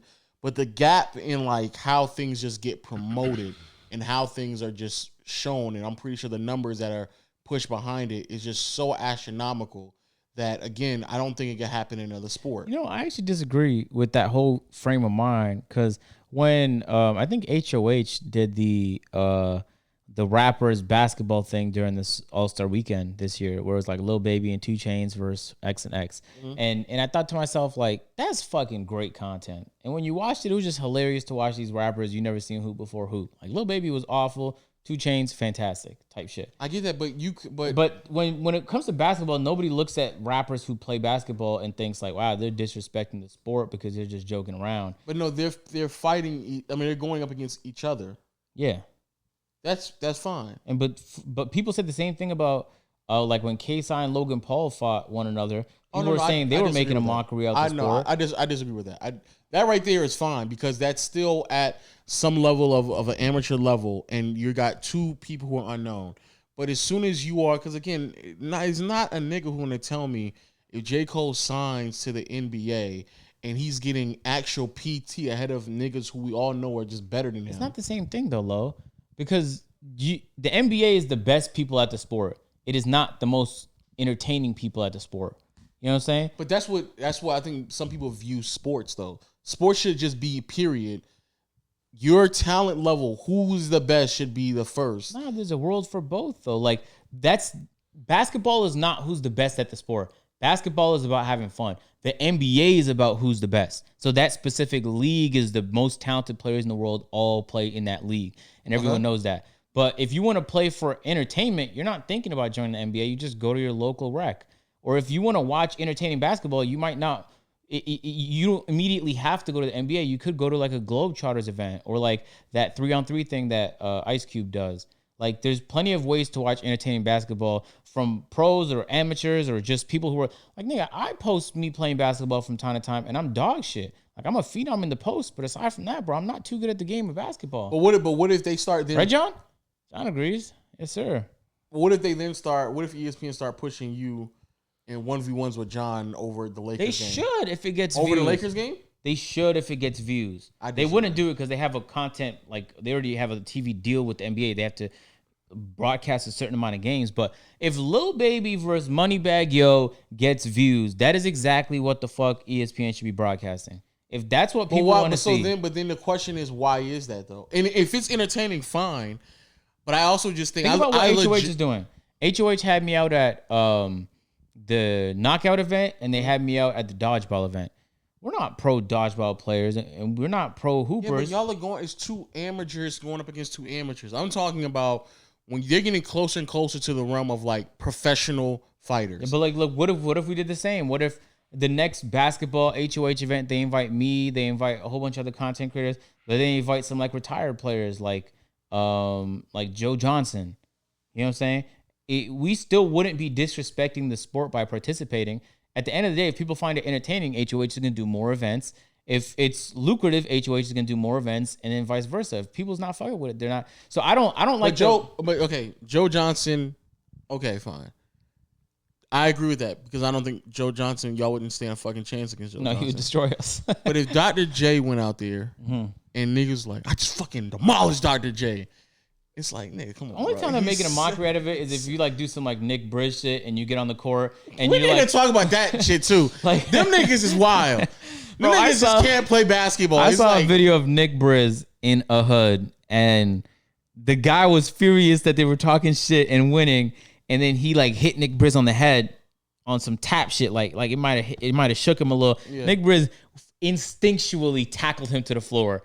I'm not gonna lie, he gained some points in my book because of that. That's not his hood. He didn't know how that situation was going to. All he knew is he had to tackle him, You couldn't let him get away with it. I thought that was low key. I know some people don't like it. I think those videos are very entertaining. Let me say this. Sometimes they are funny, but when it feels like it's being forced, like, I don't need to feel like. Sometimes it might feel like that, but that's like a couple last videos feel like they're forced. Bro, when I hop on 2K and I'm talking shit to a player to get a reaction, like I'm forcing it.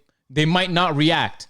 Like, who knows if they'll react. But I'm like, hey, bro, you're dog shit. You can't dribble. And you cut that out, right? Yeah, I cut it out. Okay, exactly. Because you know why. Because you would look wild if a fucking 14-year-old on the other end, you're like, you're fucking dog shit, bro. Pass me the fucking ball, you bitch. You fucking pussy-ass nigga. Chill. Like, if you were saying all that. Trying to monetize. And then the 14-year-old kid is like, not saying anything, you're cutting that out because it looks crazy for you to do that. It's also just not entertaining, so that too. That's what I'm saying. And then when they're like trying to bait cash, I'm like, I'm not gonna lie, but when you're baiting somebody in person, it's hilarious. It's low key hilarious. Because you look at their face and you be like, damn, that shit they did against 2 Hype was like so disrespectful. I was like, yo, oh god, that John, shit, how you feel about that? John, if you haven't seen that after this podcast, I got to show you that. No cap. You seen it? Yeah, there's no way John didn't see it. Yeah, he said you would have slapped him. Damn, John said he would have slapped Nick Briz. That's crazy. That's crazy. You beat the shit out of Nick Briz? Would you fuck him up, though, if y'all got in a fight? Because, you know, Nick Briz got that big man with him, that tall white man. John said he'd fuck him up. Wow. You don't matter, right? Because you in Atlanta. You going to come down to Atlanta and see you, right, my boy? Wow, John. Wow. Damn, that's crazy. I hear you. I hear you loud and clear, though, my boy. I hear you loud and clear. I don't know. Sometimes it just kind of is like, it's like, damn, bro. Like, I get y'all trying to entertain me, but like, nigga, just play basketball, I've seen like a surprise, not a surprising amount, but just like more people saying like how they're like anti Nick Briz now in terms of just like playing like park content creation with the sole purpose of talking shit. Because like Devontae Freegood plays in the parks too. And he talks smack from time to time, but he doesn't like instigate. Chill though. Like Nick Briz is the definition of that instigation meme, that RDC instigator meme. Which one is that? The ones they do, the fucking Hood Olympics. You know how every year they do Hood Olympics, they got the instigator stuff? Yeah. He's literally the definition of it. And when done correctly, it is incredible content. Oh yeah, when done correctly. I do believe though, if you do it enough times, it's gonna get old. Something's gonna go wrong. And yeah, something's gonna go wrong too. But I just feel like sometimes like, man, come on, like we get it. I know you trying to get content, but I'm also here to just watch like basketball. Like you ain't gotta yell at every nigga after like every possession. Like I know I get it. Their faces get red from screaming, but there's actually something like relatable about that. Like, do you ever go back and forth with somebody hooping? Because I'm not at their level physically, but just even on my level, like when you hit a shot and you talk shit and they hit a shot, there's something like exhilarating about that. Literally, one of my favorite NBA moments of all time was when Gilbert Arenas and I think T-Mac, I believe, were going back and forth in the All-Star game, shooting like deep threes. Boom, hit one. Gilbert walk up, boom, and they just walk up, shoot, boom. And it's like they wasn't talking shit because it's an NBA game, but mentally they were like shooting from like 40 feet out as you talking shit. Yeah.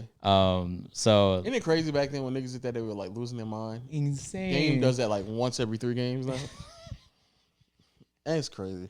It's crazy how much the NBA is just changing like 10 years. It's changed, bro. Oh, I'm not, my bad, not 10, 15 years. I'll just say this, Nick Briz, like some of that shit is, it's funny, but other times it's like, man, just chill out for a second. Like the nigga's clearly not. I get a little afraid. I don't know how they don't feel afraid. I get afraid sometimes that like, you don't know who those people are, bro.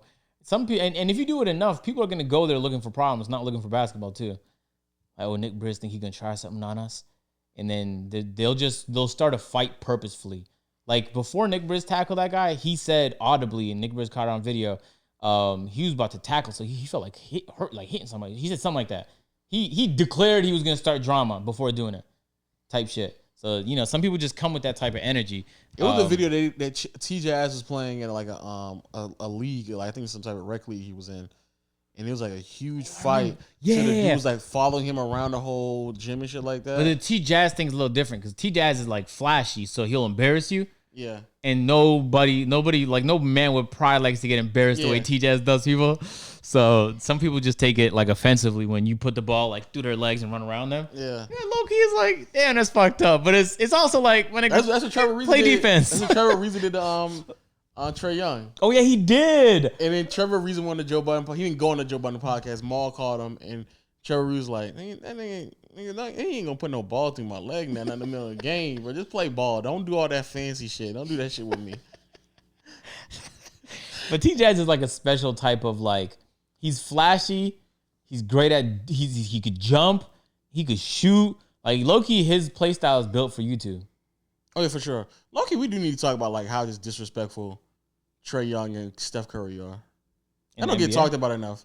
Like Steph Curry legitimately shoots and then turns around and look at your bench while the ball is still in the air. Gilbert started that shit. But he does it so routinely. Yeah, like Steph does it daily type shit. And then it's like, nigga, like you're just gonna take that? Yo, let this nigga just do that and nobody doesn't do anything. They need to bring back fighting in the NBA. Bro, like at least a they little need to bring bit. it. Man. Or at least some defense. Like that nigga need to get checked every now and then. Like, nigga, don't try that over here. Not on this team. No, not on this team. They've gotten so soft. I don't know if you've been watching the NFL. The NFL's even softer than the NBA. I've watched it a few years back. Their new like penalties they give out for showboating is crazy. They're so strict about it. It's like, damn, these players can't even celebrate a touchdown no more without it being a 15-yard penalty. Man, do you remember I uploaded a video on my second channel reacting to the craziest fights in NBA history? Bro, the fights 20, 30 years ago was, oh my God. 40 years ago, they would like body slam each other and we'd be bloody noses and then dead ass like niggas like Kendrick Perkins would still be in the league just to be Trae Young's bodyguard. Yo, like Ron Artest would be a superstar. Yeah, like niggas, like if Trae Young is gonna run around doing the shit he doing, like nigga, Trae Young looks to nutmeg niggas, and like he doesn't, and like niggas is like, I guess we're just going back on defense. Like I'm just going back on the other side, about to go on offense now. Most players can't like retaliate though without being benched. You know what I'm saying? Like you got to be like a vet, like Matt Barnes type shit, to be able to like just tackle him. That's what I'm saying. You know what I'm saying? Those Matt Barnes are still being a lead. Yeah, 100%. We got to get like a hard check defender out here. You know what I'm saying? Like that's what we need y'all niggas out here for, and bring back defensive fighting. No cap. Defensive fight. No, defense and fighting. Oh, but fighting. Defensive fighting is fine as well. Yeah, nah. I like a healthy amount of fighting is great. For sure. No cap. Just like wait Save till the NBA. You know how hockey does it? You can get in a fight. If it's a light fight, you get 2 minutes in the box. If it's a big fight, you get 5 minutes in the box. The fight stops as soon as one person's helmet falls off. Until that helmet falls off, bro, that fight can go on for like a minute before the ref breaks it up. Everybody just stands in a circle and watches these guys. This is how they do it, because we used to fight like this in Canada too, where one hand, you're like holding the person. Like this is your defense hand. You're holding their shirt, their face mask. You're holding something. Second hand, you're swinging.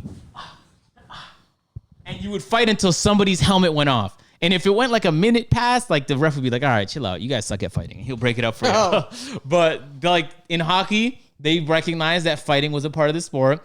They wanted to stop people from doing it, but they also knew that it was entertaining as shit. So they gave it its own lane. Wow. I should sit there and pitch that to the NBA board. No cap, bro. Bro, bring back fighting and bring back throw like boxing defense. gloves in the court or something.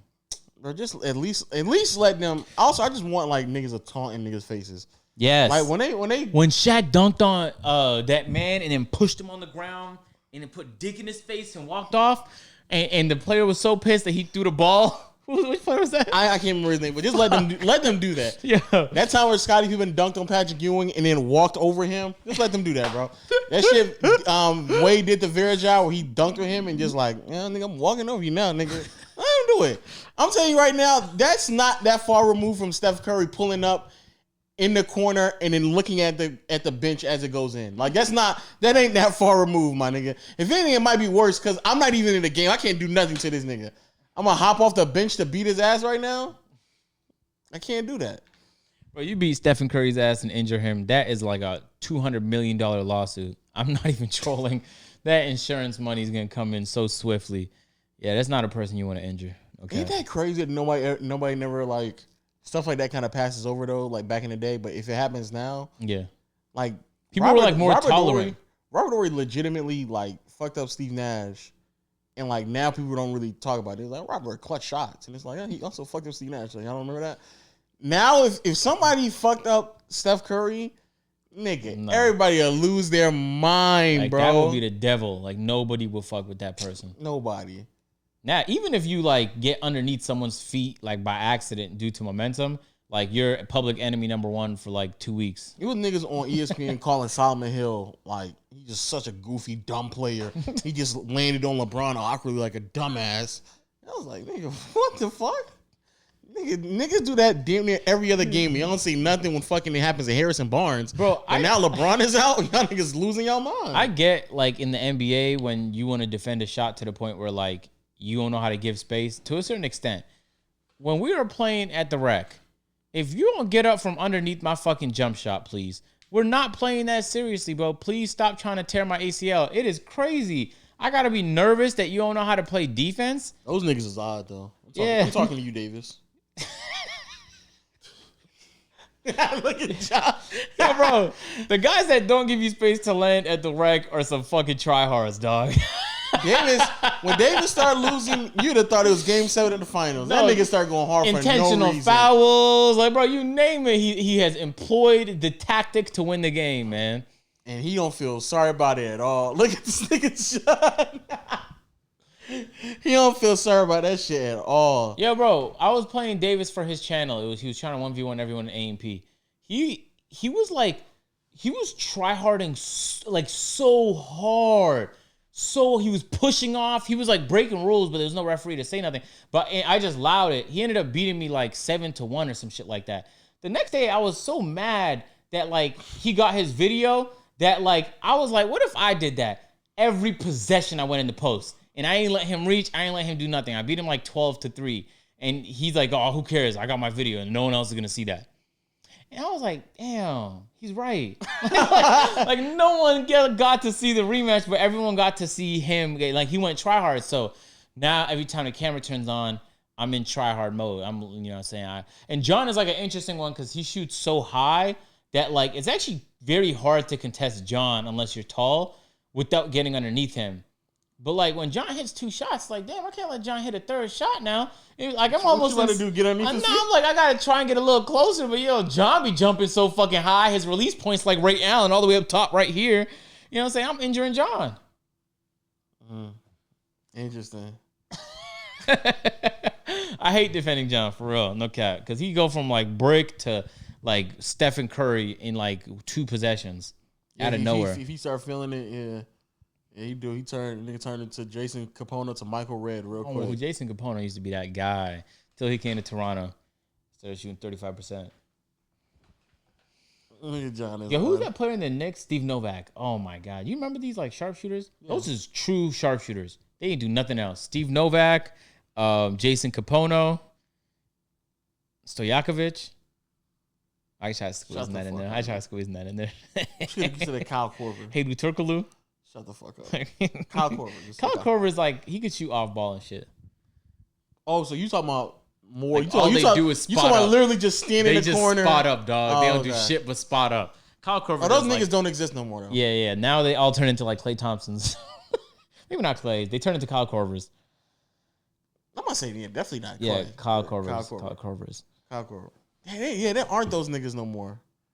People used to fuck with Jason Capone. And the fact that them niggas like were able to make their way around the league. Because everybody wanted shooters. Yeah, like I need a nigga to just stand for a good possession. Now they just put like Norman Powell in the corner. And now he could drive too. Like he could do more than just that one thing. This league is still trash though. What?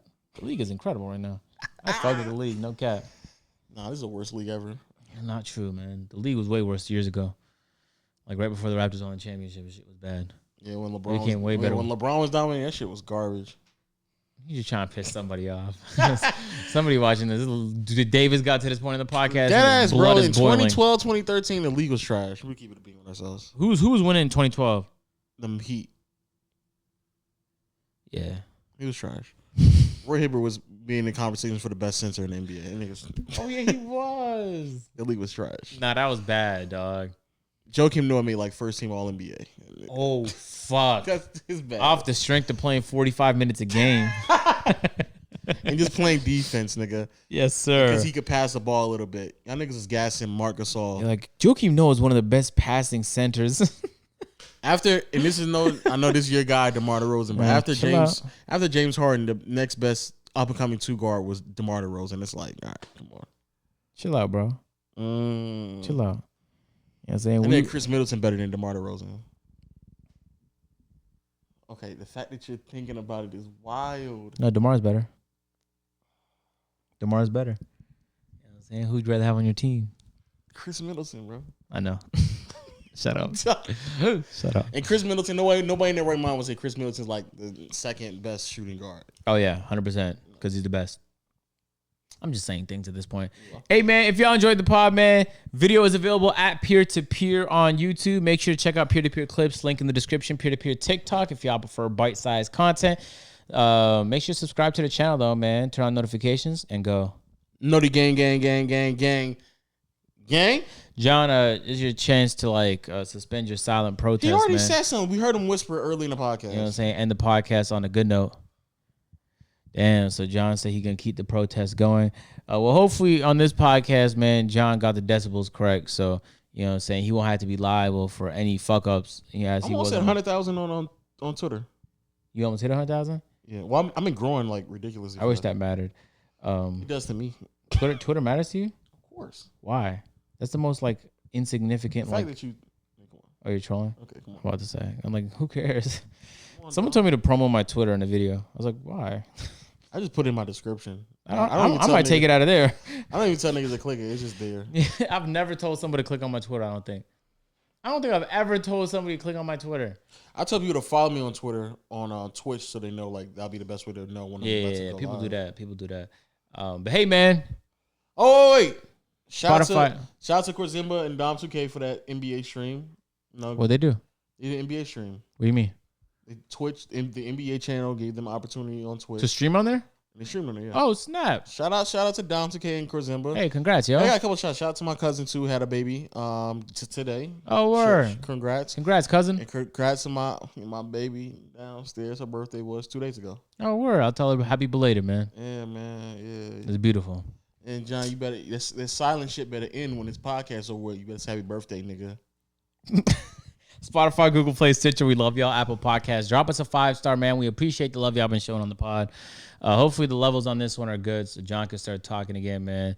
But, I mean, it has been literally a total of 40% of these podcasts, and John has found a way to mess up something. I wish I was trolling, but every other podcast I have to come up here or Lo has to come up here, and we have to upload the backup audio. So, you know what I'm saying? I think John's made a commitment to improving. He's rocking the headset now. John, show off your sleek new headset. And look at that headset, man. So he could hear the levels in high definition and shit. Hopefully we can start making use of that mic real soon. But we appreciate y'all as always, man. Let us know what guests y'all want to see on the podcast. And if someone on Twitter or IG or wherever ever says like they're coming to Atlanta and y'all want to see them on the podcast, at us and at them so we can see it. And we'll reach out to them and see if they're down, man. We want to try getting some good guests on here. But we know that y'all also enjoy the podcast where it's just no guests too. So we'll try and do both. You know what I'm saying? I say nice little balance. Yeah, get a balance of both, man. Lo, you got any final words? No, man. Thank you for love, man. John, any final words? All right, man. We'll catch you guys in the next podcast. Peace.